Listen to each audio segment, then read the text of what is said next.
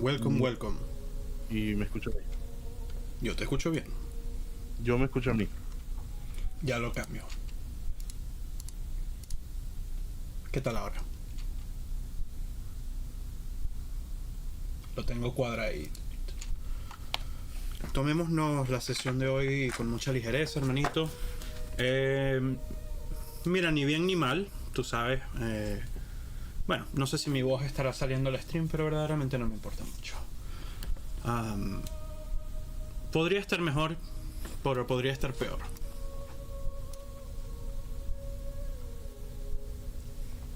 Probando, probando. Aló, aló, aló.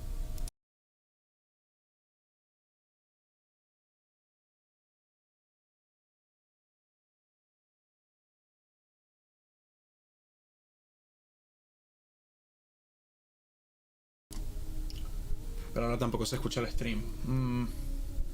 Let me try something else here.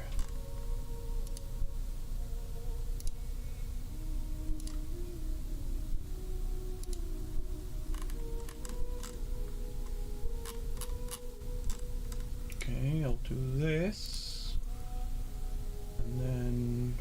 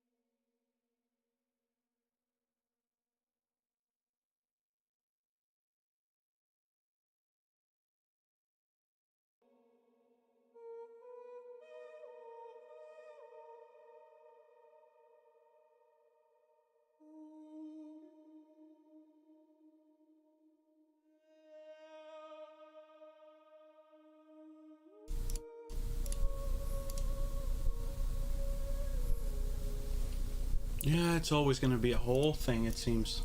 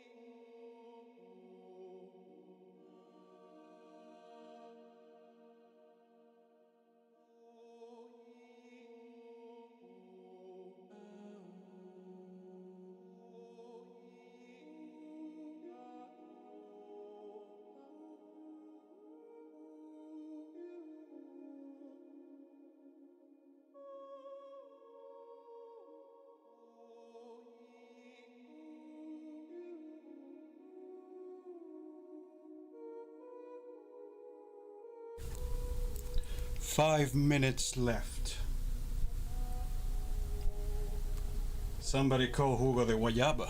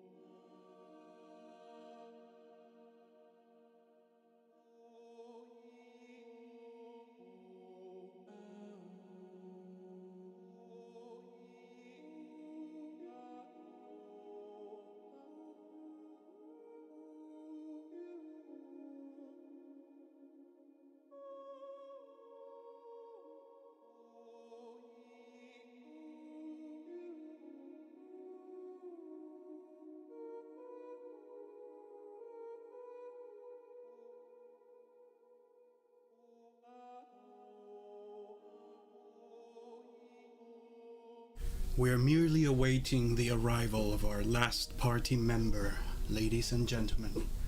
Thank you for being here. Thank you for your arrival, your time, your support, in all of the ways that you give it. But as you can tell from the music, nothing good is awaiting our heroes today. It shall certainly be a time. Now, if he doesn't mind me sharing this, our dearly departed Murakan, who died at the end of last session, is indisposed and thus won't be with us, which he is here in spirit and in chat, and he is greatly appreciated for it. And it does simplify my work for today.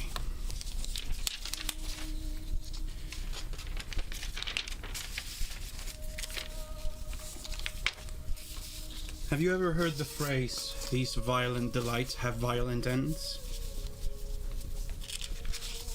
Well, you have now. It's some of what they call poetry in the lands you come from.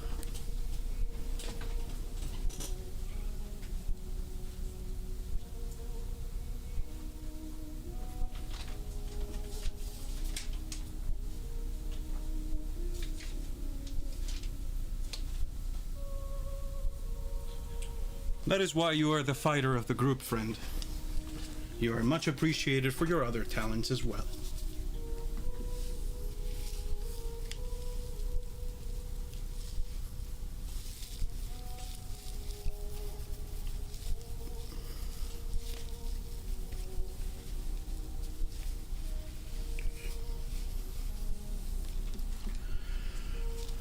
I should say, however, this morning I woke up and my hand was covered in ice cream and blood.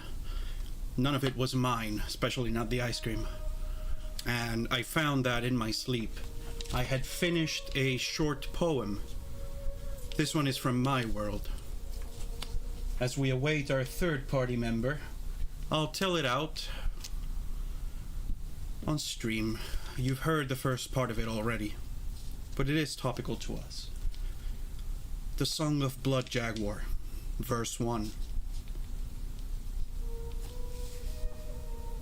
The red god hungers, their lust unsated, fresh meat. Children taste best, dashed on the rocks the eagle's blood thus drunk, will flower water no more.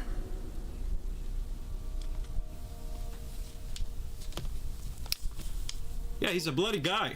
He does some bloody poetry. Come on, Fitongolas-chan.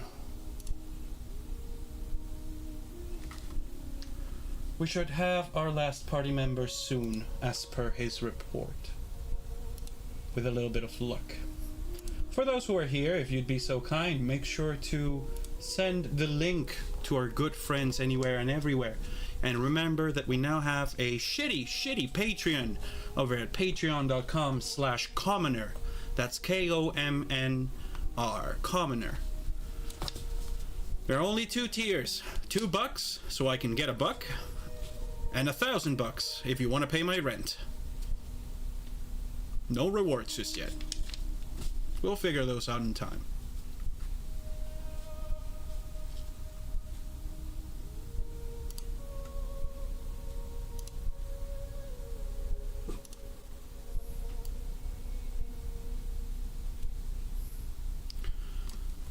To my participant friends, if I do this, putting my WhatsApp window over in the front, are you guys able to see it?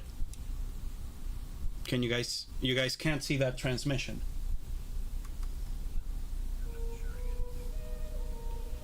Okay, and if I do this?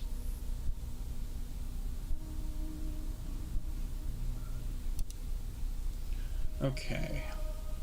Well, that's a bit of a bother, but I guess you'll be able to see what's required through the stream. Make sure that you have the link to your battle maps ready. If you don't have it, let me know. I'll send you a copy before we start.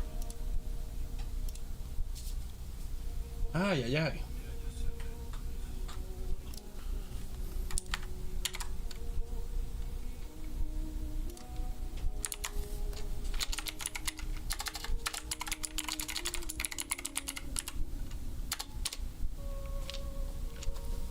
You may want to think about copying over your player notes over to this so-called battle map. Remember that that's a persistent screen.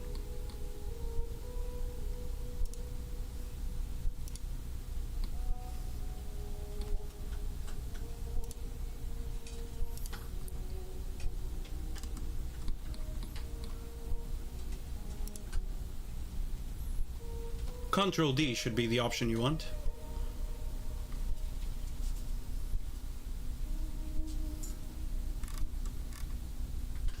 Oh boy, who copied this over? It's alright, it's alright. Don't stress over it. But you'll notice I've updated the map with the things that happened to it. I'm pretty proud of myself. Ay, ay, ay. To the ladies and gentlemen of the jury who may listen to us afterwards in posterity, this is your host, Cronin, Moon, and Raven. With us is our strongest goth in South America, Ghost Maker, the powerful Solivan, played by beloved friend of the channel, Big Mike, and hopefully soon we shall have the Wizard Amadeus, probably the person that survived this entire debacle the most cleanly out of the entirety of the group.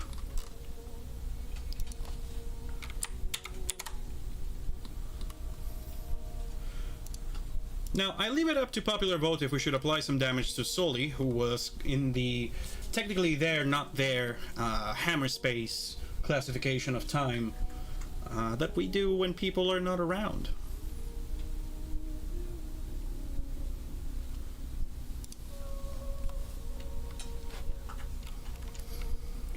Uh, 100% unless you had some way to avoid it. 100%.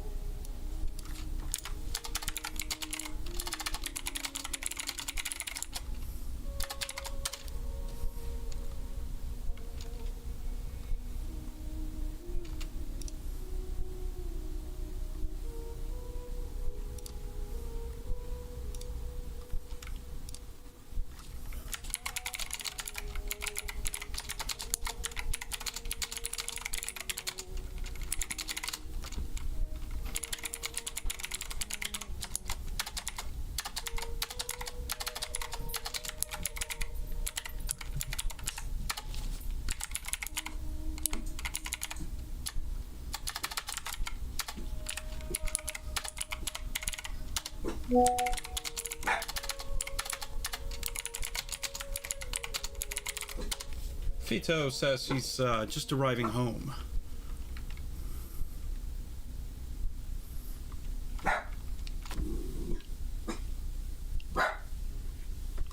Welcome, welcome. I've had news of our last compatriot. He should be in shortly. Big Mike, would you mind increasing the the sensitivity filter on your microphone a little bit?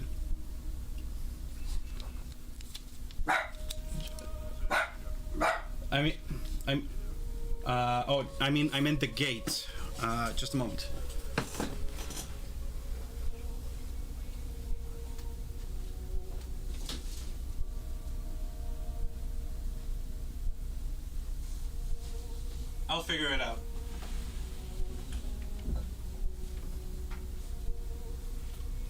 I'll figure it out. I'll figure it out. Hey, little puppy. Your father is about to do a TPK. Oh, spoilers.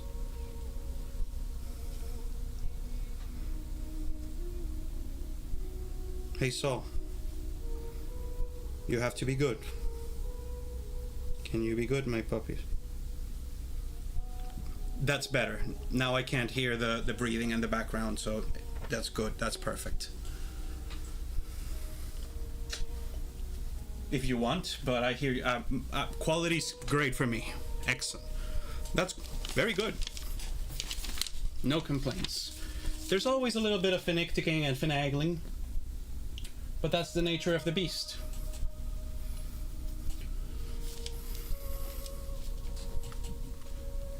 How is the ambient music? Is it too loud for you guys? Is it too loud on stream? Excellent. I can adjust that quite easily. Over time I figured out a pretty good flow for things. So let me know any errors or anything that seems way out of place. Today I'm going to try to have certain sounds change in volume. So let me know if they're a little bit all over the place.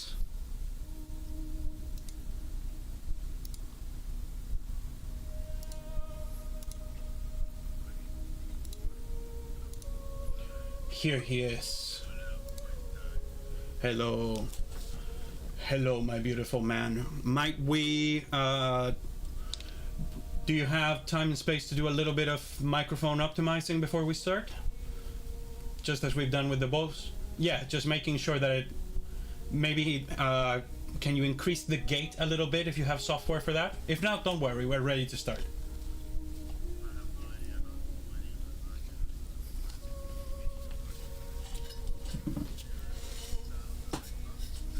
That's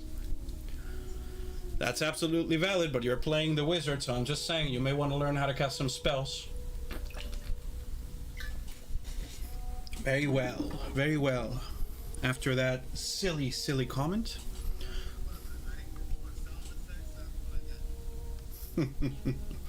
I love you, brother, man. Okay, so I'm just gonna move the screen out of the way for all of our privacy's sake. And I believe we're all ready to begin. So, well, we're just about, and certainly I hope so, but if you're listening to the background music, you may perhaps realize that today's theme is a little bit more somber than last time.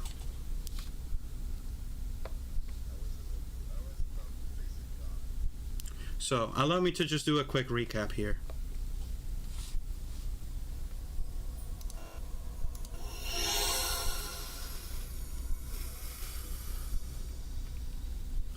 Good evening, everyone.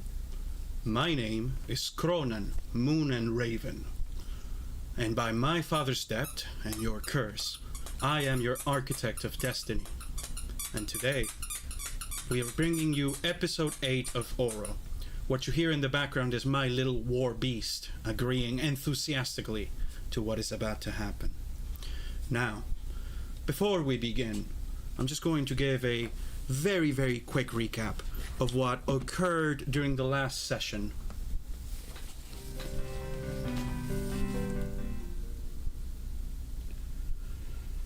Our players, who we will see very soon, had decided to skip ahead a day, or rather, one of them made a choice. In the night, the arch-wizard Amadeus escaped. He took his resources, his flying saucer made out of his own blood, the fire-resistant armor made out of Asterax's skin, and decided to spare the young men of the party the sacrificing themselves to a god of war. Or at least, that's what he tried to do. As he fled in the night, our friend Murakan, using his newfound shadowy powers with the company of his familiar Jinlong, snuck away into the shadows just below the flying saucer. Safe, so long as he didn't move. The flying man went into the flames, but soon, with his intellect, and based on how much he smelt like burning meat and shawarma, realized that he wasn't going to make it all the way. He would not be able to breach the circle of flames around the Titan. So he turned back. This was perhaps the only thing that saved them. The warriors reunited, and after a little bit of back and forth, decided that they would take a different measure. They decided to head on up as a group on their little flying disc over to the giant tree stump not too far from their settlement. And once there, the archwizard revealed a trick that he had been holding up in his sleeve. A memento from his past life. A 9th level spell. Dire times, dire measures. Amadeus cast a spell now not even generally available to mortals. Meteor. And with it, he hit the Titan square in the jaw, right in the leg, in the stomach. A 4th titanic hit might have caused your dear writer and dungeon master to have to do some very quick world building on the spot. But luckily, for the integrity of this story, Blood Jaguar is not just a wandering brute. He is a monk.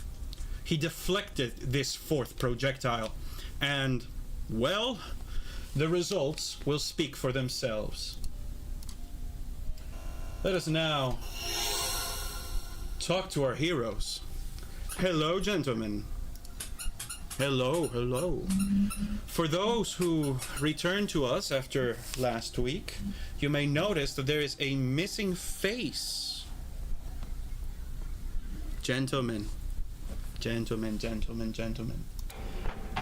Does anybody remember what happened right at the end of last session? No. Well, that's understandable. Our brother Sullivan, who was there but not there. Let us remember, whenever a character is not available, they are treated as having been present, even if they weren't interacting. So for our purposes, you can let him know, and he will know. Well, he's dead. That's correct. Amadeus. You all hear the sound, the drum beat of the titanic heart of the monster that killed your friend. He's not as big now. The figure that stands in front of you is about man-sized, tan skin, buzz-cut hair. A pair of little tusks come out of both sides of his mouth, kind of like your friend the half-orc. One massive scar that goes across his pate forces one of his eyes closed, and he is a very strange image. He looks young, but he's covered in battle scars. It's incongruent. You can hear his heart, even though he's just standing there. The drum of it makes the flames around you dance. You cold, he says, as he extinguishes the life of Murakan with a coup de grace, inflicting 2 death saves in a row. He sweeps his gaze among the 3 of you. Amadeus, who is perfectly fine. Sully, who is now going to take a... Roll me a 1d100, Sully. You want a low result. 10. Well, that's good. I'm going to say that means you were in a very good position to avoid a lot of damage when the meteor strike came in. I will even be kind to you and say that you may have triggered your rage before that happened. So you are going to distribute a total of 30 points of damage, of which 15 is bludgeoning and 15 is fire. Cut by half resistance because you were using your rage. So, okay. So you tell me that should take down... That means you take 15 points of damage in total if you're cutting everything down to half. Alright. So you're taking a couple of hits, but you should be more or less okay. Zurok survived this the hard way. For those who remember, the Titanic tree was hit. Oh, allow me to just fix that battle map capture thing. Oh. Destroying the rhythm of what I do here. But that's just me. Just want to show the battle map on screen.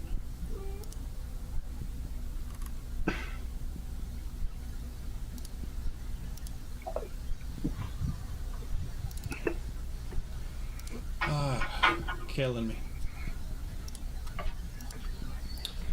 Well, gentlemen, I will continue this description. You are now in this moment. Blood Jaguar has spoken to you. What do you say? Be aware that there's a fire burning around you, and Zurok, you are down to 1 point of HP.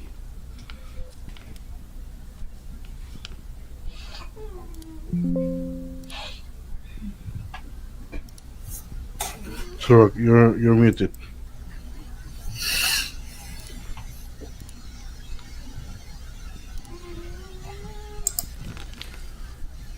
A very short pause, gentlemen. My little battle beast seems to be having a fit.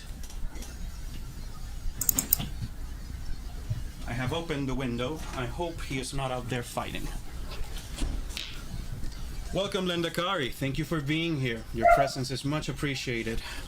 Hello? No? So let's see. No. So, yep.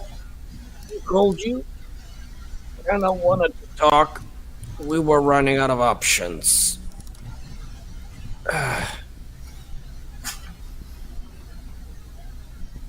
Now, I'm not stupid. You're gonna kill us. I know how this goes. How about you listen to us before you do? Wait, can I cast? Can I do? Now that I am enraged, can I use life-giving force to Yes, you can. heal You Zurok? may transmit some HP to him. Is it actual healing or temporary HP? Confer that amongst Temporary yourself. HP. I have heard you, Zurok. Amadeus, do you have anything to 7. say at this juncture? What? Do you have anything to say at this juncture before I reply to Zurok? No, I have. What I'm gonna do is I'm gonna prepare to cast. I'm gonna be like on a ready position. Very well. Okay. Zurok, you gotta do me a charisma check here, mate. Okay.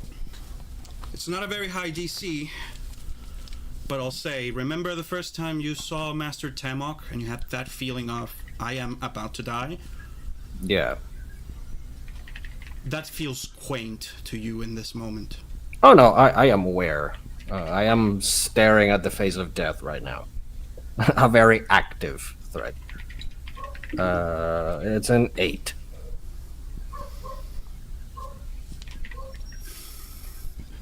Did you transmit that extra HP, Soli?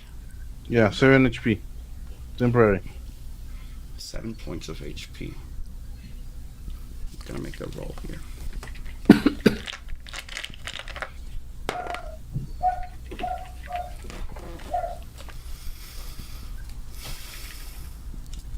At a speed too fast for initiative to start, you have been hit. I am not going to roll for the hit because I made this character with a lot of care. I could try to do so 5 times and I will hit you. I want you to know that I hope this doesn't kill you.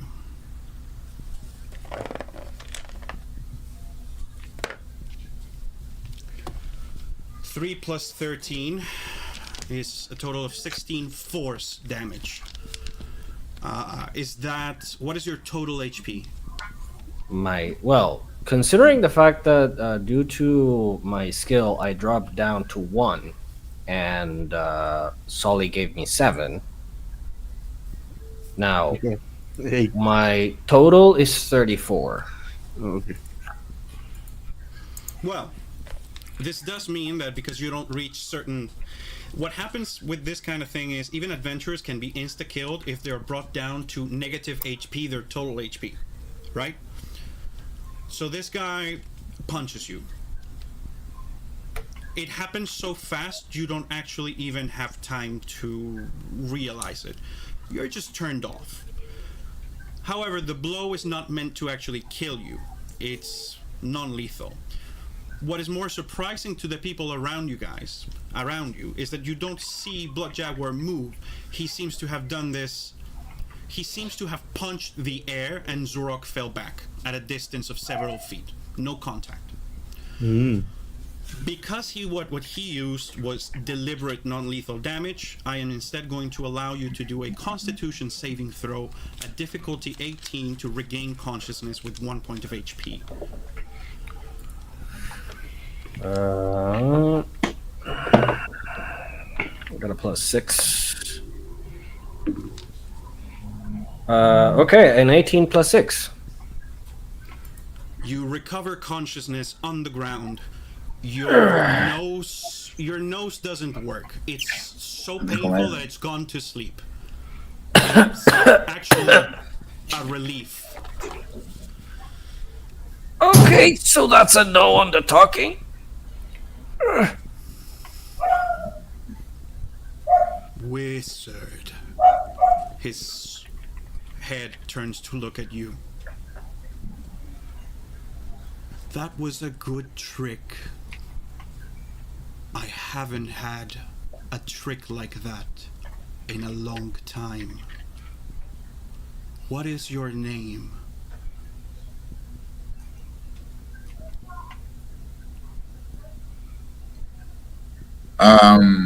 Amadeus de Corinthia. This means nothing to me. But your Okay. magic smells like magic I've seen before. A long time ago. Do you know? And then he does something that feels unnecessary. He drags his hand over his own already scarred eye. Roll me an intelligence check.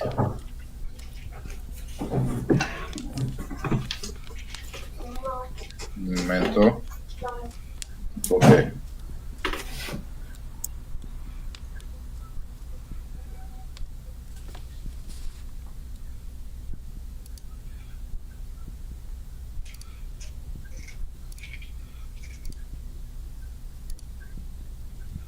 No, nunca están bien amarrados los dados, ya va. Hold on. They have been well tied. So Yeah. what is Sully feeling in this moment? Because this situation is several levels of fucked up. I'm Okay, chill. so I I- have seen bigger things than this dude. Okay. think you've seen- Intelligence check, you said? Yes, sir. Chinas. Difficulty is a 13. So you've seen bigger than this dude? I mean, I guess It's- everyone's bigger to a dwarf. How much is It's it? it's a 16 plus 8. That's a 24. You make the connection right away. He's talking about the smell of magic, and he is representing somebody else, somebody with a scar, and it hits you. Could it be that he's talking about the Dark Wizard? Could he be talking about Man from Your World? The Wizard Pliskin? I look at him and I said, I just say, Iroquois. You see what? Oh my god. So you see recognition go through his face before he attacks you. Okay. So what are you gonna do? Okay, so I don't even I'm not gonna use both silent spell, so I don't need components, so I don't have to talk or move or anything, and I'm gonna use twin spell. I'm gonna cast erupting earth, like overlapping one over the other, right on the place where he is and where I am. Okay, to overlap the damage, if anything. And that's an area attack. It's a direct attack. So it's a save or suck. Exactly. Okay, very well. What is the DC to hit?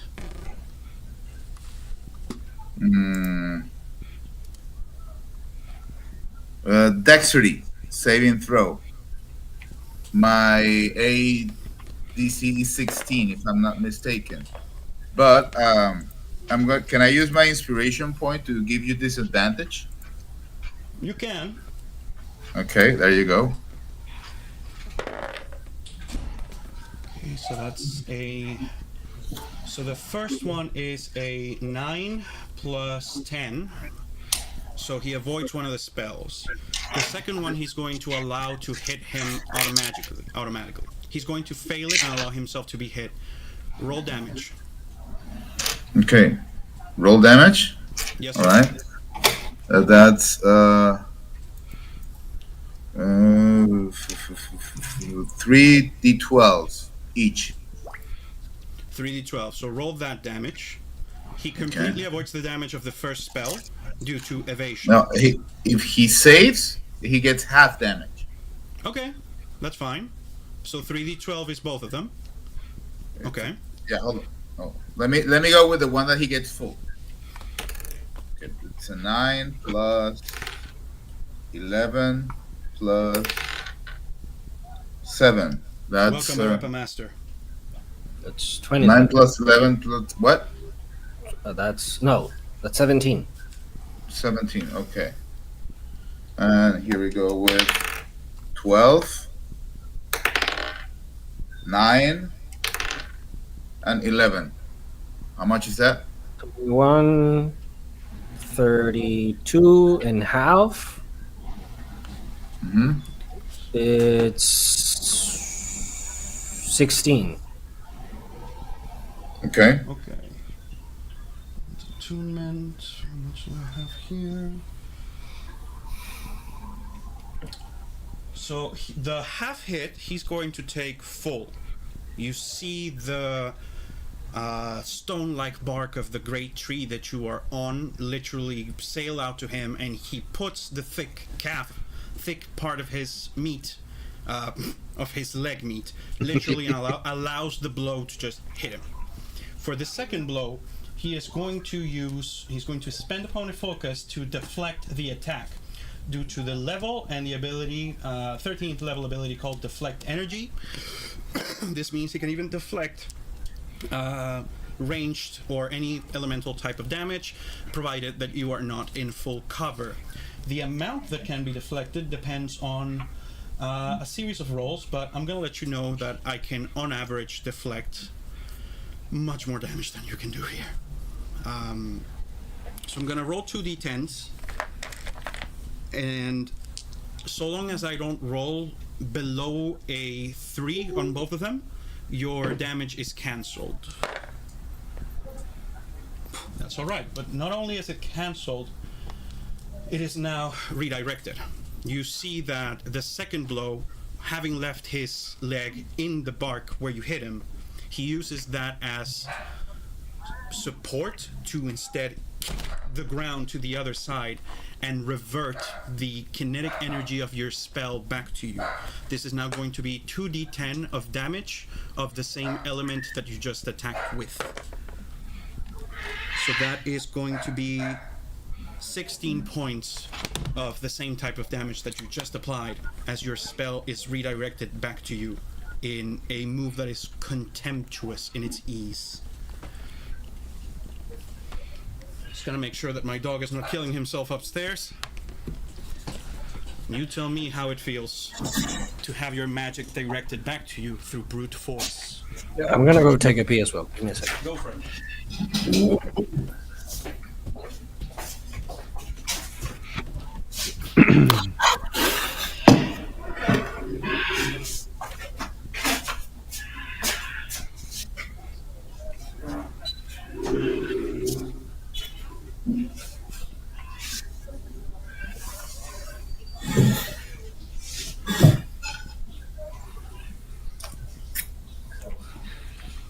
Provecho.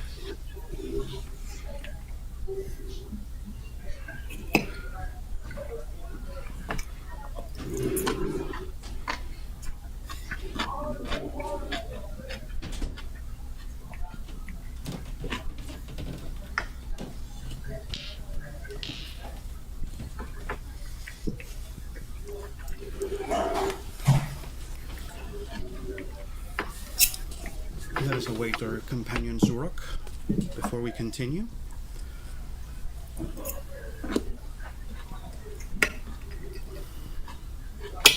Puppy, can you be calm while your daddy kills his friends in painful manner? Thank you. Very well. Just get back to my sound effects. I hope you don't find the beating heart too troublesome, but it is present in the fight. Now, not only is your spell redirected to you, though he used his equivalent attack action to attack Zurok, he is now going to spend another focus point to use Flurry of Blows on the wizard. 3 attacks go against you, brother. I'm so sorry. No, I'm not. I'm having fun. The first one is a 4 plus 13, 17. The second one is a 3 plus 13 for a total of 16. The last one is a 20. So what's your AC, Amadeus? 14. Do you have the ability to use shield as a reaction? No. In that case, that's 3 blows, one of which is a critical hit. So I will calculate the damage now.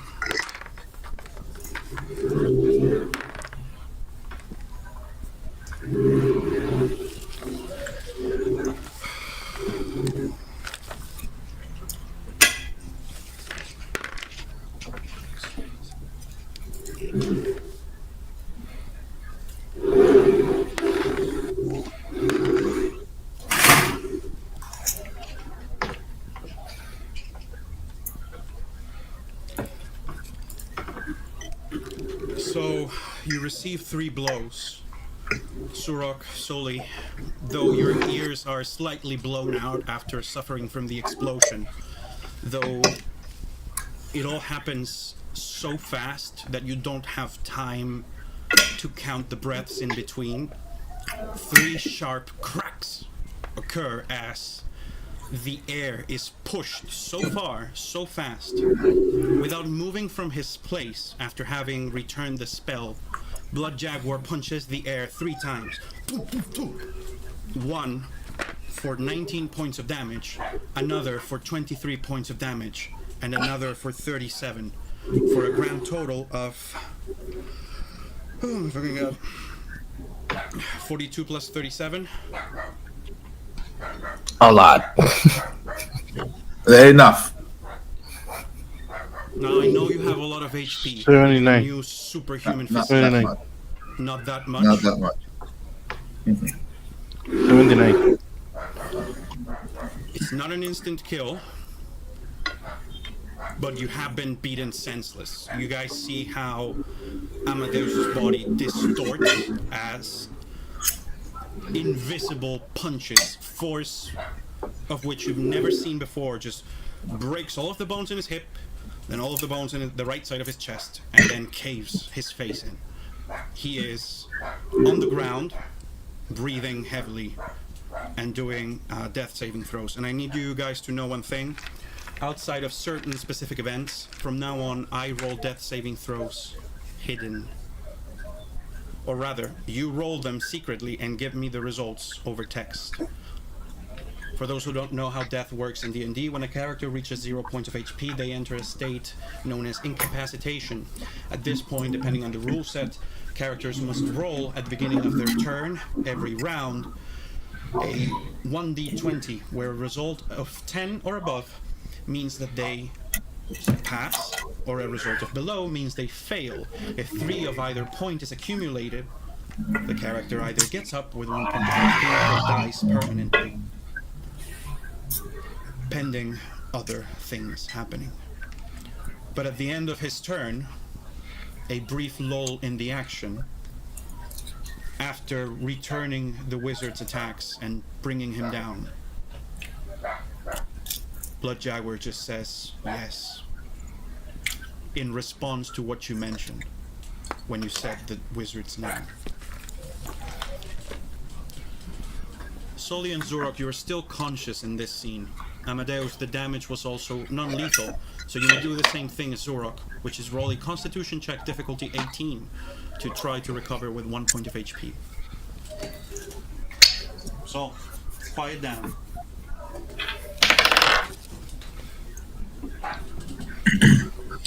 Okay. Difficulty what? 18.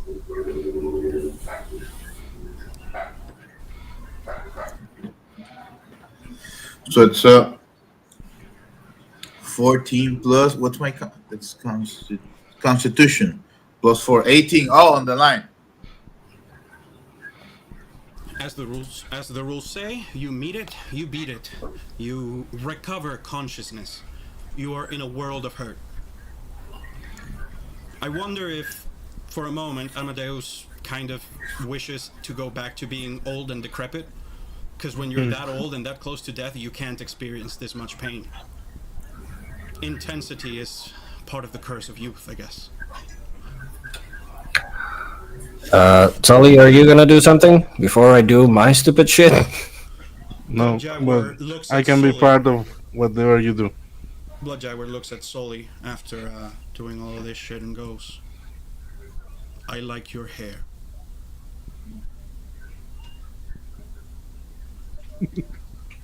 I am scared as fuck. Good. He then sits down on the ground and says, food. I have a frog. If that You give it works. to him? No, no, no. Give it to him? No. Is it barking frog? No, sadly. It's an exploding frog. Maybe you like the flavor. Give it to me. Alright. He grabs the frog without any care, eats it in a single gulp. You hear the crunching sound of its legs, and as he swallows it, you see that his stomach glows furnace red for like 5 seconds. He spits out some smoke. He spits out some smoke and goes, good. Good. Why are we having this day again? Again? Because of the Black Pyramid.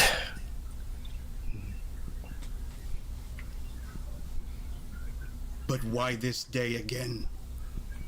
You get that what he's asking is, what the fuck happened? We entered the pyramid. Got the curse. You came too close to our settlement and burned us all to death. That tree wasn't... You see a moment of confusion wash through his face.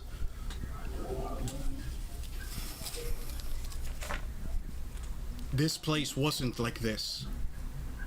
Something happened.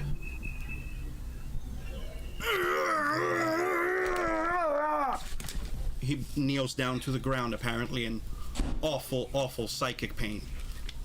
The heat starts to go up. Are you guys going to do anything about it?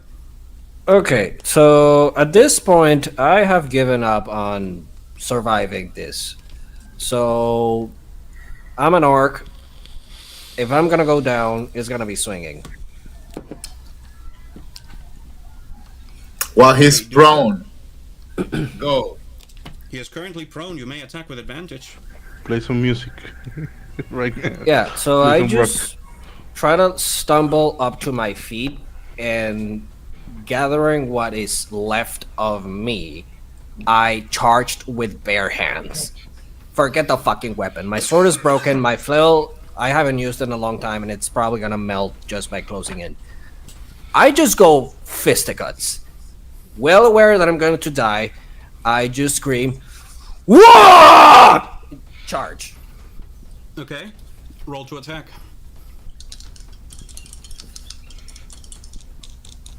It's... oh shit. It's unarmed, so... okay, I got a crit. So it's just 10 points of damage. He's going to spend a point focus to deflect it, and I'm not even going to roll it. because by any calculation that I make here, you're going to take enough damage to die. So how about we skip forward to the part where he judo throws you without being conscious of the fact that he's doing so. You see that the man doubles over in pain, is holding his head in abject suffering. Zoro charges in with a war cry, and this guy who is rolling apparently randomly around on the ground is just perfectly positioned to have his foot hit your chest in such a way that you do a complete arc, and your own energy makes you fall down to the ground in a judo throw. So Meanwhile, I'm just looking at while he was going curving in pain, and I mean he's a god, so this might have something to do with magic. So let's do an Arcana check. go for it. That would be a fantastic idea. But not just that. Okay, well, brother, it's a 17 plus 8. You do the math because. So you've unlocked a little bit of a lore dump here. But in order to make sense of it, why don't you also roll me an insight check in the same way that perception tells you what's around you. Investigation, roll investigation instead of insight. Sorry, investigation lets you put the strings together in a coherent frame. Investigation. Okay. Yes, sir. Investigation. It's a 13 plus 8. 21. Yeah. Perfect. The DC, by the way, was 18. In your head, you have one of those thunderclap eureka moments where several things connect together. A bunch of dead people have been showing up in a village that is broken down without signs of ever having been attacked, in which there is an artificial heaven. Around you, there's a bunch of gigantic dead things. There's not just the pyramid, but the very fact that you're standing on a tree that is bigger than any other that you've ever seen before, dwarfing certain small mountains, and it's been perfectly cut in half. But also, the ghosts that you've been talking to, not only did they not just seem not bothered, they too reported missing time. For lack of a better term, you get the feeling that time broke here.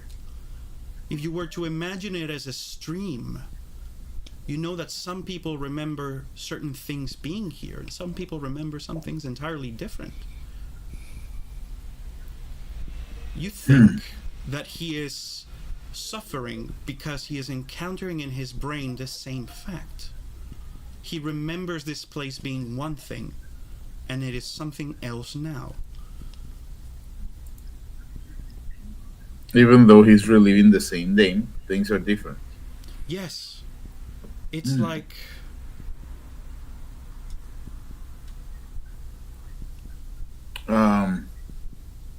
So I look at him and I say, so listen, big guy, before you get all violent, I think I know what's going on with your head. You want to listen before killing something that can help? Because you're talking to him gently and without disrespect, he's going to make a roll for it. He rolls a 18. Just for clarification, in his human form, he's one of those funny reborn that's not as tall, so he's actually shorter than you. You see that he crosses his legs, and with resigned tears still coming out of his one eye, he goes, "What have you thought, wizard?" So you're in pain. You think that this place is different, but you're reliving the same day, right? I remember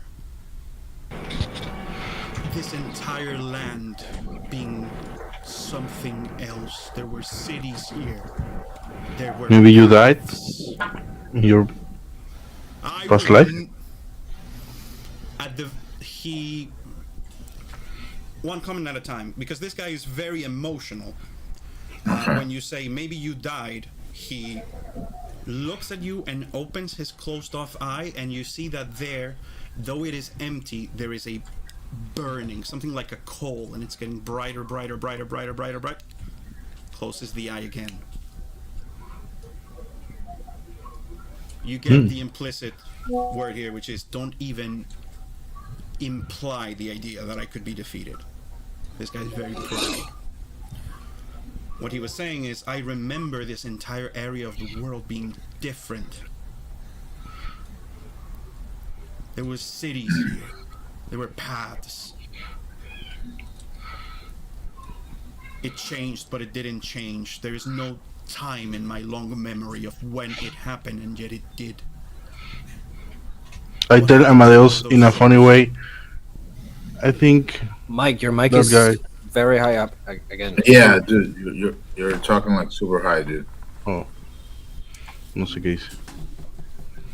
Okay, No so también you nada. were saying. Soli, you were saying Ahí lo bajé más. Mejor. that's better. Mhm. That's better. Oh. Please continue what you were saying.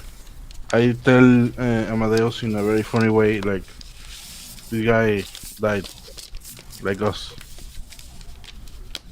but silently, only to Amadeus. What do you think?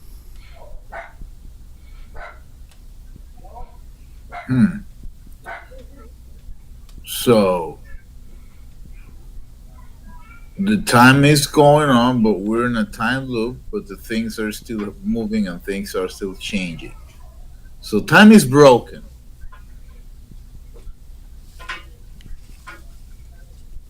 He crosses his eyes, his arms while still on the ground and says, "Yes." What could have broken it? I mean, you have more knowledge than I do.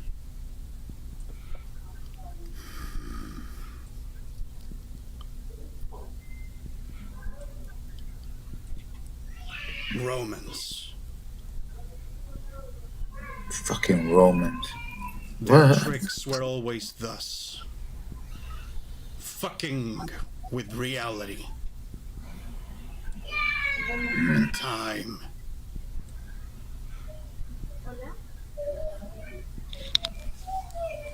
But you don't seem like Romans. So why did you go into the pyramid? Do you even know what it is? No, I mean, I've only been on one level of the pyramid. That I'm was dead on it. the ground. I cannot speak. So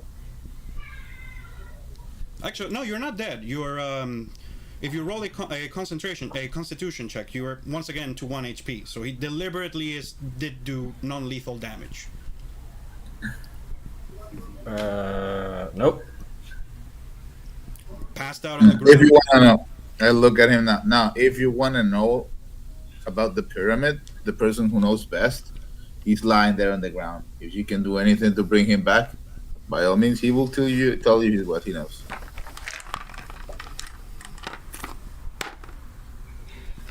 So that is a 7 plus 8, which hits the DC for a medicine check. Zurok, it's not pleasant, but you are stomped in the liver in such a way that you wake up. It is...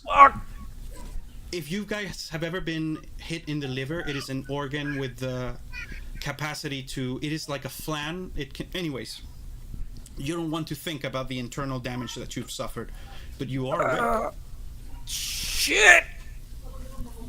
God damn it. Not what I was thinking, but I like your style. The fuck? Why am I not dead? So he wants to know about the pyramid.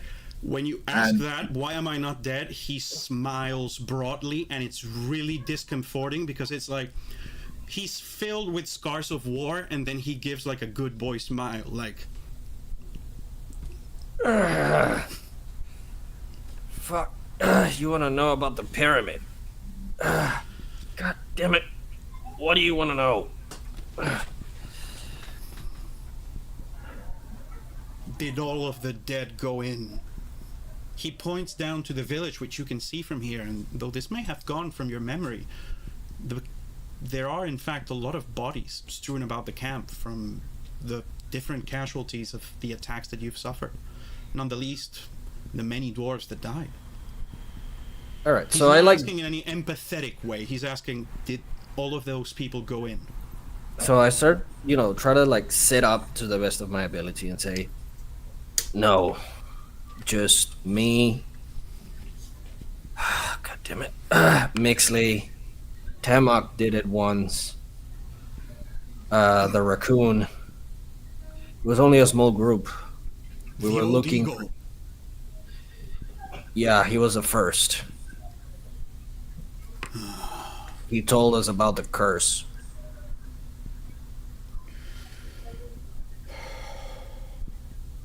Look, all I know is that that pyramid represents the dead gods of It this doesn't world. just represent them.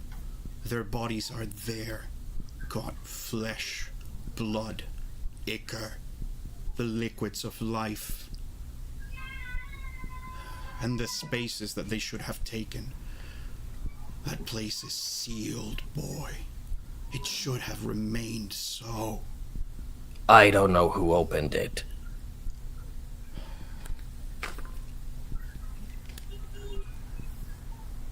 Where is Kronan?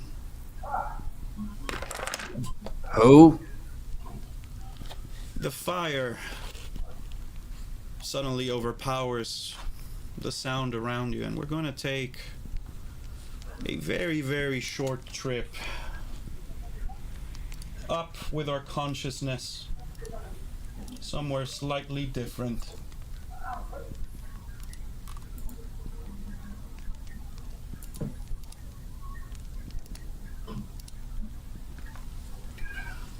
Your consciousness is shut up into space in such a way that makes you forget yourself, and you realize that you are not Zorok, Sullivan, and Amadeus, but in fact a group of dreamers known by the name of Ghostmaker, Hugo de Guayaba, and Big Mike, and you're talking to your game master Cronin.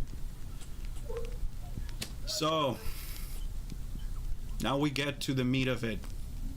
I told you a long time ago that you had committed a crime by calling me for your games, your entertainment. I'm not just the imagination of some depressy guy that you know in life and the internet. I was a hero, god damn it. So I you belong said. to this world. And I had a job. I had a number of jobs, now that we get to it. And due to the various rules, I cannot let you know all of them until they become relevant. But one of the things I did was keep this sealed. The Pyramid of the Dead Gods allows a living person to mantle the space of one of my world's dead divinities. Now that we're here, I suppose you might as well know that. And before I send your consciousness back down into your men, know that you have begun a process that cannot be stopped. Before you see the end of this mystery, either you or one like you will have become a god of this world, for better or worse. Okay.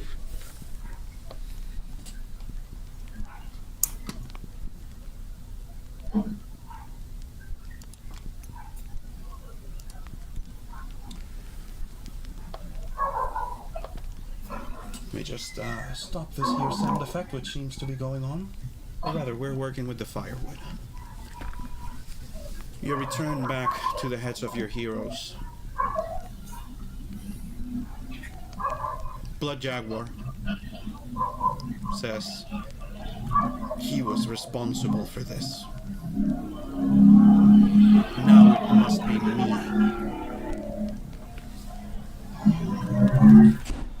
Know this. You must not allow anyone to traverse all 13 levels. This world's gods are dead. And I should know because I helped.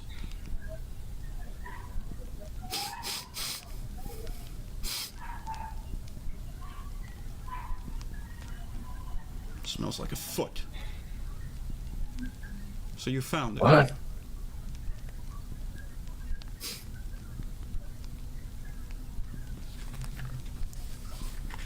You won't do as an apprentice.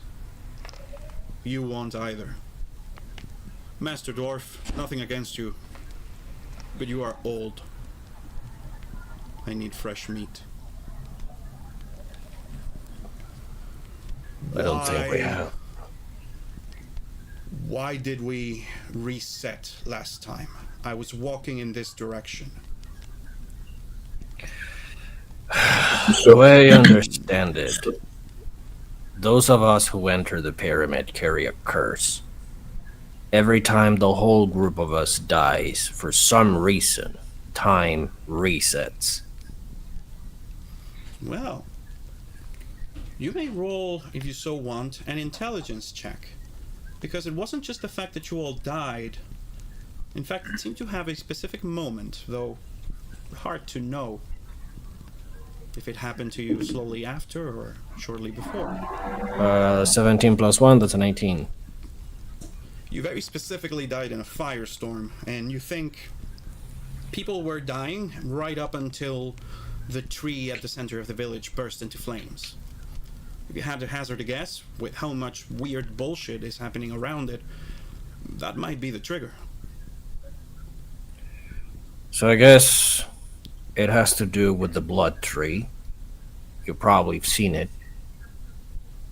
We You can all see it. burned, You can see it and from then where the you are. tree burned, and then I woke up back in the beach where I arrived the first time.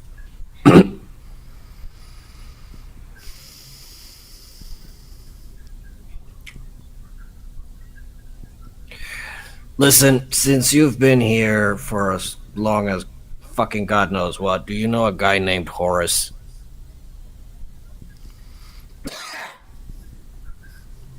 The flower. The pansy. Yes, I know Horus. His ghost is still there, and he clearly knows more than we do.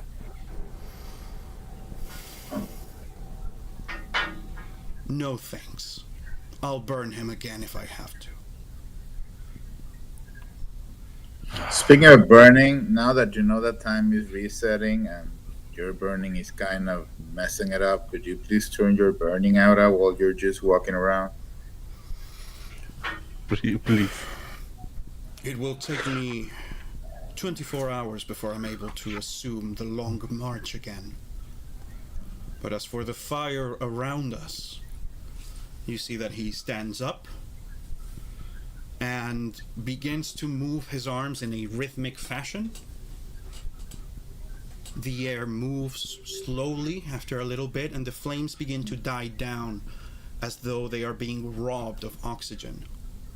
Fires around you die out, and you are left with the smell of freshly burnt wood as the day becomes clear once again. He says, "As you are no good to me.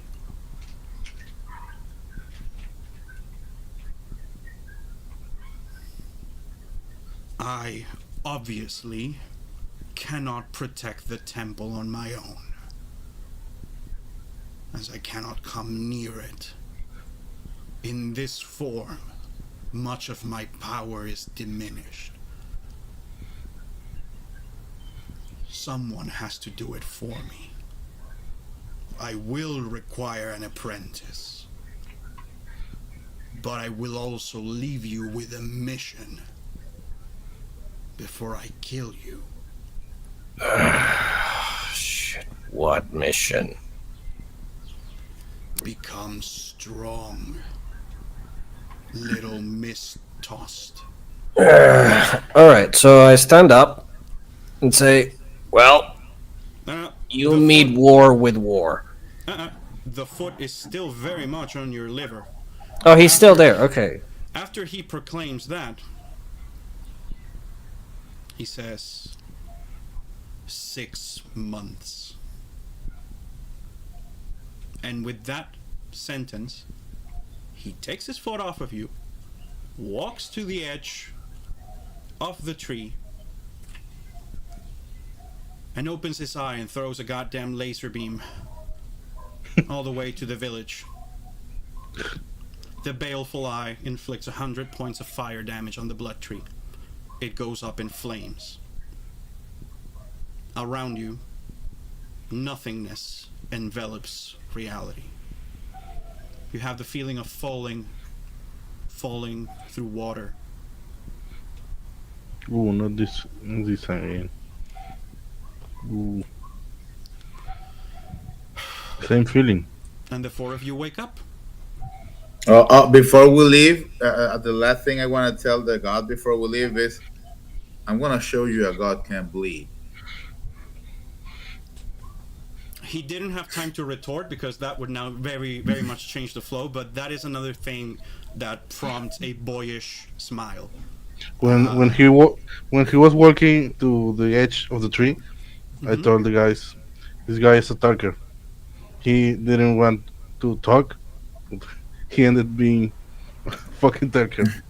Well, he said some things, but he also kind of kept it pretty close to the chest.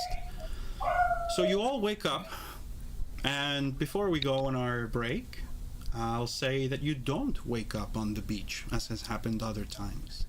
At this point, everybody in the group has taken a key step, which is you have mixed your blood, even in very small quantities, with the family tree. And so when you wake up, you are actually in darkness and feeling terribly, terribly cramped. Somebody, whichever one of you is most claustrophobic, roll a strength check. Wait, before. I have my leg back? Yes. Nice. You have your leg back because you had it before you didn't, you lost it here. So now I can lose it again. You guys, you're aware, each one of you, that you are in a very, very tight place that stinks terribly of blood. Alright, fuckers, you gotta move. What is the throw that we have to do? Roll me a strength saving throw. Frank.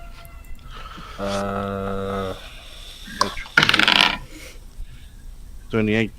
It's a 9 plus 7, 16. Okay, so Shelly is the first one to manage to do it, and you quite literally stretch and then fall to the ground about a foot and realize that with the sound of breaking ceramics that you were inside one of the smiling jars in the room beneath the canopy of the tree, the storage room. And you see that there's another 2 jars. One of them, you recognize that they're probably the jars your friends are in because they're both smiling very widely. And one of them is jiggling angrily. Amadeus didn't even bother to roll strength, so he's probably just patient, feeling chill, like waiting.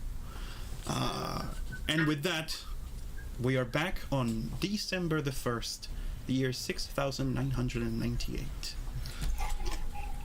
Lost sound effect plays. And with that, we go to our 10-minute middle of the session break. All right. See you guys in a bit. Just 10 minutes. I hope you don't feel too bad having been kicked around by an angry red guy. To our beloved audience, we shall return soon.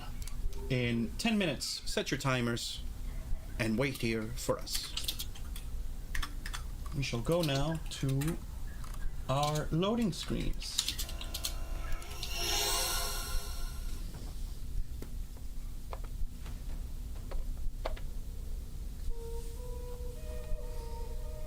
Okay.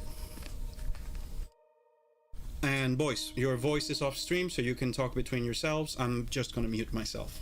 Back in 10 minutes.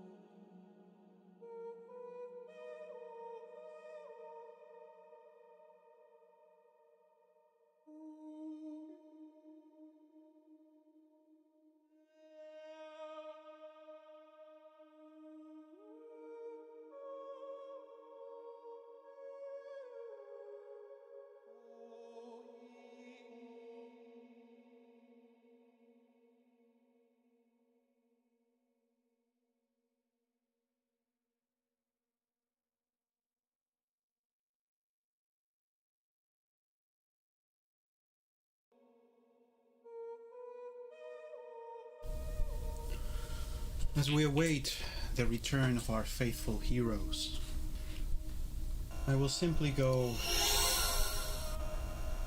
over to our just chatting screen. In the meantime, I can hear our heroes, and I am here reading the chat. For those of you who would like to ask some questions of the game master, showrunner, and writer, now is the time. For those who are joining us a little bit late, I would just like to let you know what has just happened. Our heroes have died. Perhaps not blown to bits individually, as could have happened, but they have died once again, and so time resets, it restarts. The curse of the dead gods has come into effect once again. And now, well, the cause of their death has laid a mission upon them. A dread requirement to grow strong. I wonder what our heroes are feeling in this moment.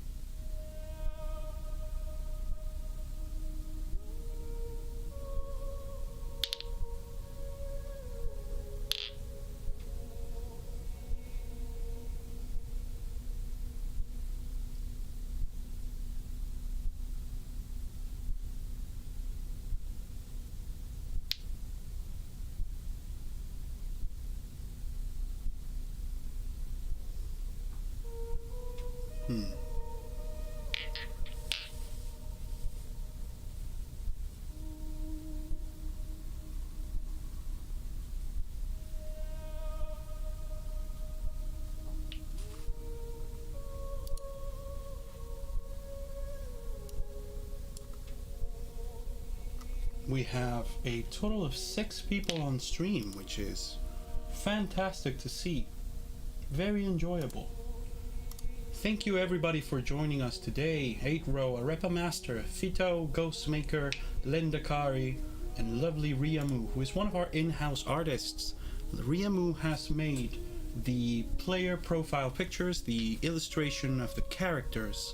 Our good friend GM Lemes has also been making art for us. Here's to hoping someday soon we can have any of this stuff in such a way that you can see it. Big Mike writes to us, Tengo hambre, in Elvish. For those who don't know, Elvish is a language spoken in many, many universes. I believe in this universe it goes by the name of Spanish, and its many conurbations. The language of magic, the language of wizardry.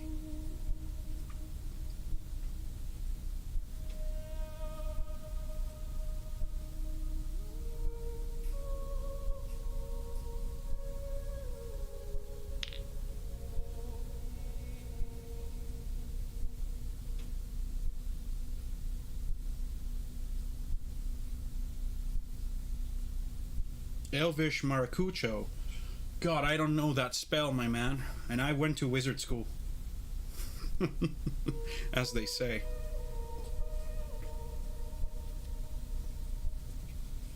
ChatGPT speaks Venezuelan? What? You have to be kidding me. How does it do it? Is it good at it?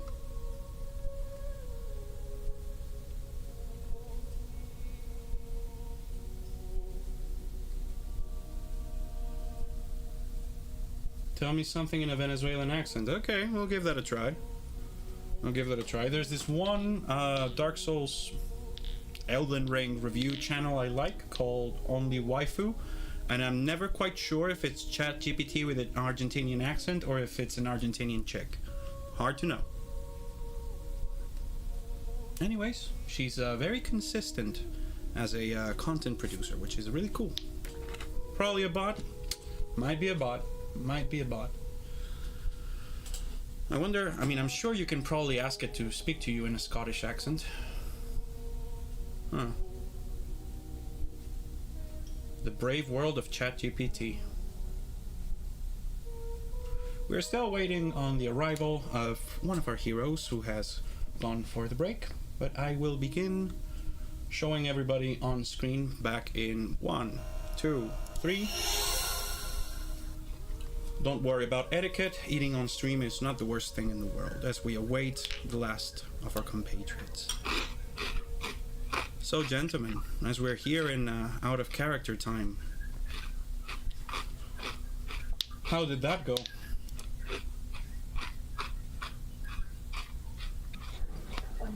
Well, at least I have my extra leg. So it can be get so it can get cut again. Oh yeah, you can get your leg cut off again if you so want.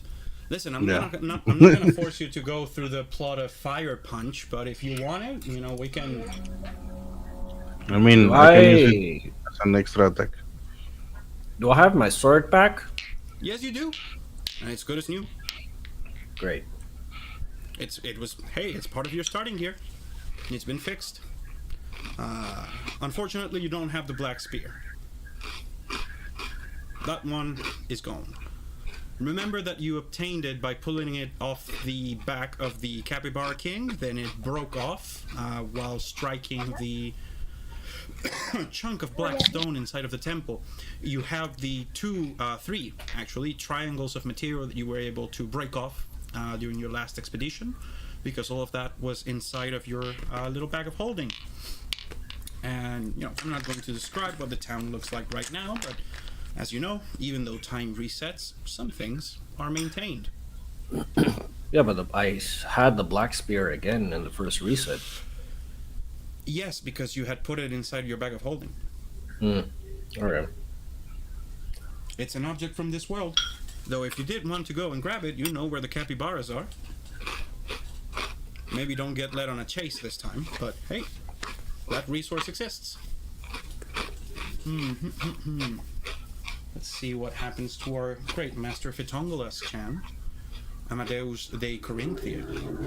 So, the way that particular conversation went, there was a route in which you were a lot more confrontational, and he just punched you all to bits. But I actually completely statted out the character for this. If you want to know, Blood Jaguar is, in this incarnation, a level 16 monk. So, that's the thing with D&D. Balance is sometimes an afterthought. Now, let's hope our friend Amadeus makes it back. Ooh, here you are, brother man. I'm here, brothers. I'm here. Sorry, I was just getting a little snack. We're just having a little bit of out-of-character moment, as I see that we're all having ourselves a little bit of a munch. Mike, if you're hungry, my man, you can go make yourself a sandwich, because I see the guys eating as well. But we're having... I have my protein shake here. No God worries. bless. I have my Estus flask. It is filled with...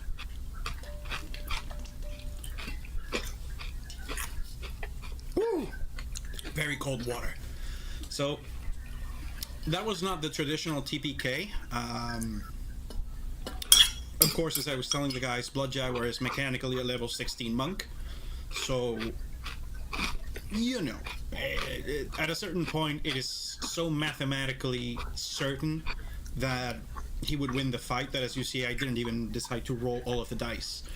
Now, I was telling the boys, if you had decided to be a lot more immediately confrontational, or had tried to, like, torture him psychically, yeah, he could have blown you into bits, but that wasn't the worst possible end to that conversation. I mean, that's kind of like what I was going for when I attacked him. Because, Yes. you know, you meet war with war, especially for an orc. But how do I put this? This guy was such a physical adept that you'll notice in the description he wasn't even conscious of the fact that he used a reaction to parry you.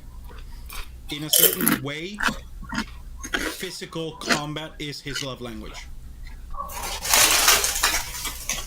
So that wasn't even a bad move.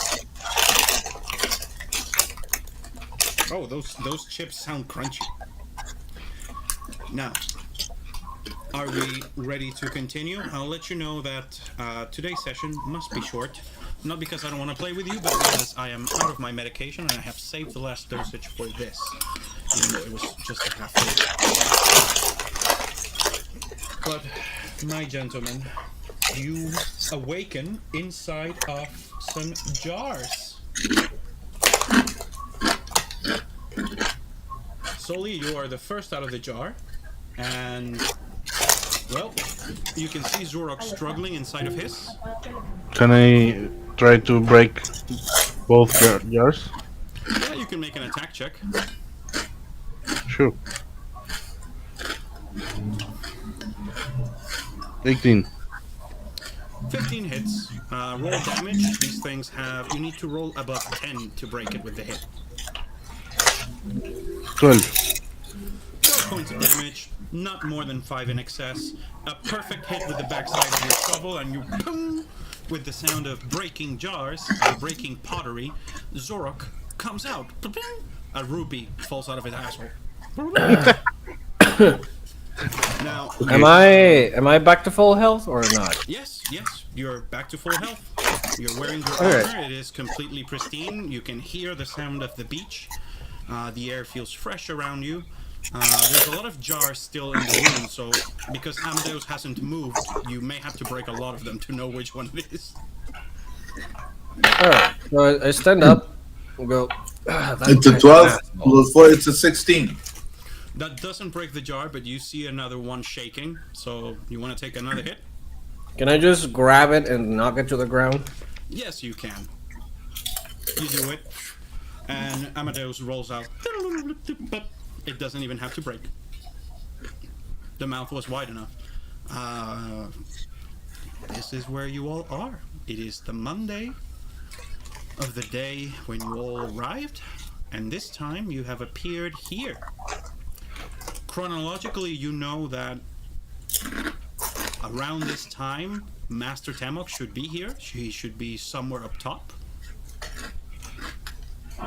You can't see Alright. the village from down here. What are you gonna do? So I look around. First, I gotta check. I start looking into the vases to see where Murakhan is. You find him quite shortly because he is snoring. He is inside of the jar, curled up around his black dragon egg. He looks quite peaceful. You might want to leave him in there for now. Nah, fuck him. I just drag him out and leave him in the stairs. Okay, you drag him out and leave him on the stairs. He's still, perfectly passed out, tremendously content. This seems to happen to your friends from time to time. You just know that everybody resets at a different schedule. You figure he'll be okay. So I go, okay. I guess we're in the basement. Somehow. And outside, we are likely to run into a dinosaur. More But towards we should nighttime. get Temok first. There's another jar What the rattling fuck? around. I check inside. You see the blonde head, which then turns into black hair, of your tiefling friend, Luke, who generally appears with you. Oh shit! Forgot about you. Sorry. Well, that's mean. Also, what the fuck? I got. What the fuck? We got fucked up by the giant war god. Can you give me a hand with this? I only have one arm. It's difficult to leverage myself out, and he just... I just turned the vase upside down. He falls in a tangle of limbs, and he stands up.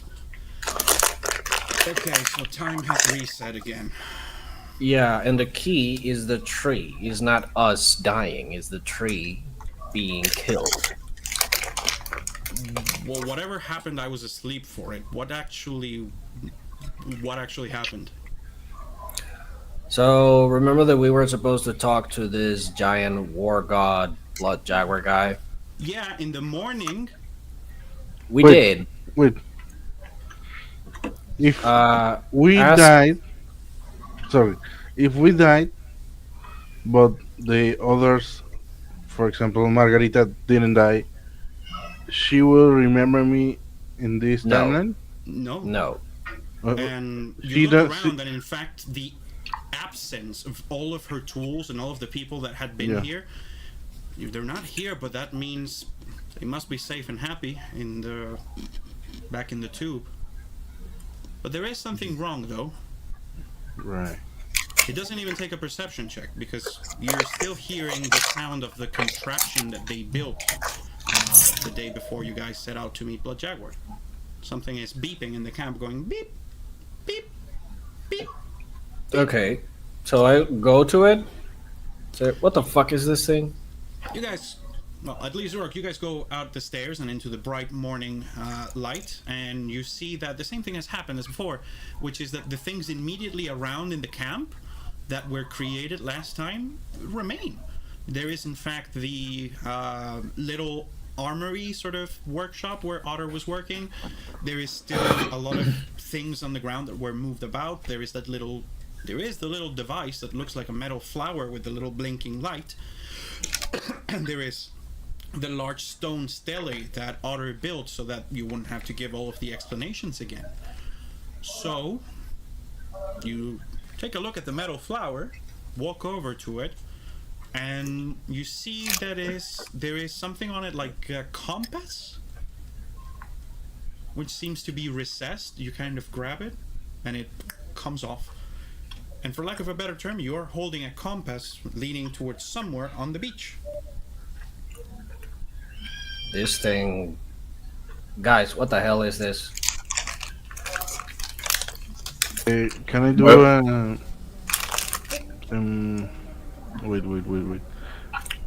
Danger sense. Danger sense. Your danger sense activates automatically when there is something dangerous around. Oh no. You know, at the moment, you're not feeling in danger at all. Hear the sounds of the ocean. So, Oh no. if I see this, this would be like magic for me. You know that what it is, very basically, it's some kind of magitech. Okay. So I'm gonna do an arcana check. Not a danger sense. You know enough about technology to know that that's some kind of receiver. So that's clearly an antenna. So it must be receiving a signal from somewhere. Sorry, I meant stone cunning, not danger sense. Oh, you activate your stone cunning? Well, Yeah. it's actually you actually hadn't done that before while being at camp, and it feels very interesting because you realize that they're much like the chamber underneath the tree. There's a bunch of rooms under the ground. It doesn't look like it. But now you get what they say when they said this was the remains of a town. It's as if an entire layer of the town had settled underground so perfectly that as you walk, your feet are telling you, oh, there's empty space here, there's a room there, there's another room here. What? I'm hearing Okay. someone talking. There we go. Sorry, it's a very powerful microphone. So yeah, what you realize is not just the storage room, there's clearly a whole lot of underground structures here already in place. They're underground. Yeah. And as for Amadeus, you clock it right away, no roll needed. That's some kind of antenna, it's receiving a signal. Okay. And the compass is pointing to where the signal is coming from. The signal is coming from. Seems a safe guess. Okay. What the fuck? Let's go. Oh, hang on a minute. I look up and try to see if I see Turtle and Tema. You see nothing. God damn it. Where is the old But man? having looked for that detail, because you looked for it, you notice the smell of Turtle. Like you can smell the sweet trees, the fruits. So she's somewhere. You just haven't. No sign, no bugles. You hear some moan. Your microphone is loud again. I don't know what the hell. I don't know what the hell is going on with it. You might have a gain setting literally on the microphone if you're touching it and moving it. Here next to your mouth. Anyways, you guys, I suppose, go towards the signal. It's very easy to follow. It literally points you towards the beach, and you hear the sound of the waves. It's a very, very relaxing walk about half a mile north through the beach. And then you realize that this must be what it's pointing to. Not too far away from you, you guys see something strange. There is a skeleton. It shines because it's rusty. It's made out of metal, and it appears to have dragged a box ashore. Next to Okay. him, there is a box. So I say, hang on, I know one of these. And I walk to it. I know it's made of metal, so I try to lift it. How heavy is it? The skeleton, it's as if it had been made out of solid steel and it's rusted. But what's funny about it is that it looks as if it's dragged the box out of the sea. The box itself looks completely different. It is, yes, also clearly made out of metal, but it also has a band of shining light coming through the sides and a bunch of very intricate metallic little... Zurok doesn't know the word circuitry, but it definitely looks tremendously arcane. And that Alright. box is heavy as shit. Okay, so since I am more interested in the skeleton, because one of the things that I was told was to look for plateau, I look for the gems that should activate the glamour. There's nothing on it. Fuck. Am I very far from the cave? Actually, yes, this is the complete opposite direction from. Do you try to lift the box on the ground? Well, I tell. What are you gonna do? So Amadeus, you and the dwarf probably know more about this thing than I do. However, I know about this fuck, and I shake the skeleton. I'm gonna take this to Luke. And see what we can do with it. Can you deal with the box? Okay. Who's going to grab the box? Hold on.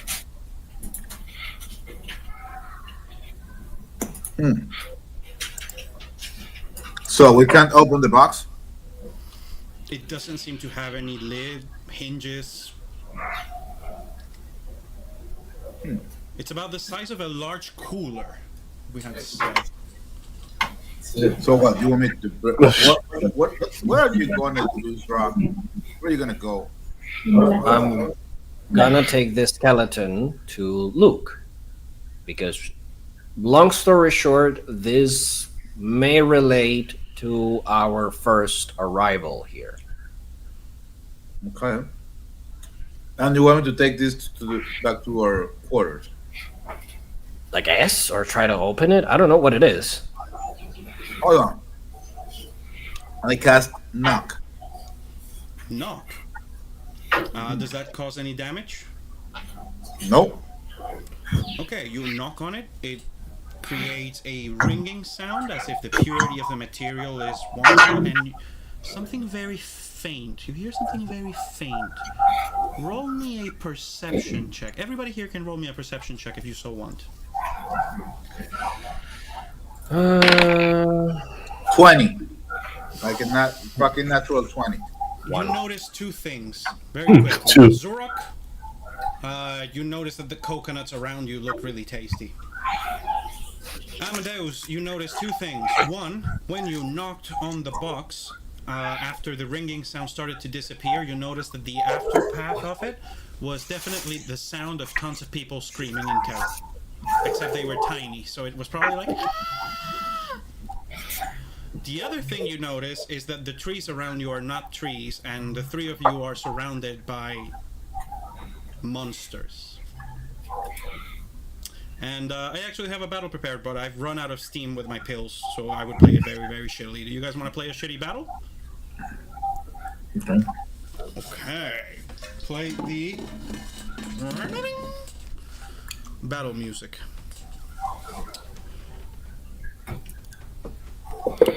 Gentlemen, if you will come back to our battle map, I shall try to find a way to make it show up on screen soon-ish. As I now reveal... Oh no, it erased the wrong one, shit! Oh well, I guess I'll re-upload it. I am seeing the map that you described. Right, so I'm trying to remove... it should be... 1 second. I had a... I see it. Sorry, it's just I had already prepared this with monsters in place, and it is now not here. The monsters are not in place. So fuck me. Could that have gotten erased, maybe? Maybe hidden. Nope. I would know that if I had the hidden tokens there. Well, that fucks with me.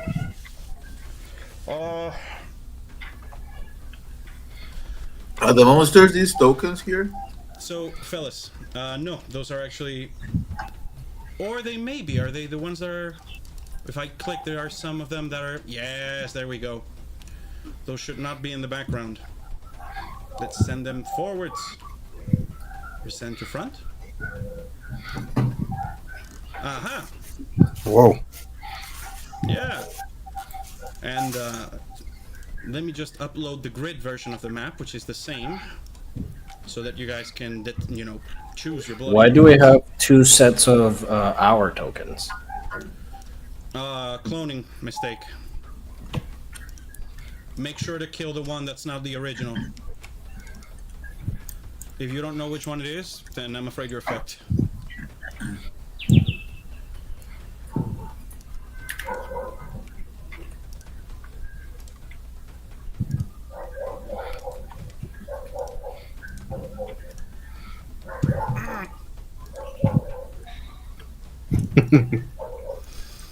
Oh, control programs, thou art fantasticos.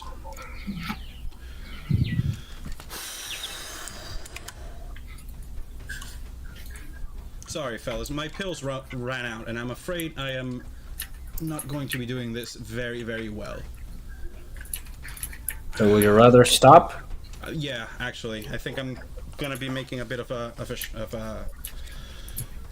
mess of myself. This is Yeah, because I'm feeling your frustration start to kick in, and yeah, and I think I'm transmitting it to you guys, and sorry. At this point, I'm not having fun, so I'm not gonna have fun running it for you guys, which means you will probably not have fun either. So I think this is a good cliffhanger on which to end it, at least for this. I think for this year, since we won't be playing again before the 30th, will we? I don't know, maybe. I mean, we might. We can definitely play some. It doesn't have to be on Sunday. We can find ourselves some time. But I want to appreciate your coming to this session. I know that's a bit of an anticlimactic end. no, I mean, I can just look at the monster and say, oh, for fuck's sakes, really? Yes, indeed. Sí. A bunch of fucking plant monsters around you. And you found the clown box. Which Tiene que ser divertido. Yeah, and I think you'll fare better against the trees than you did against Blood Jaguar. So, I suppose that calls the end of the session.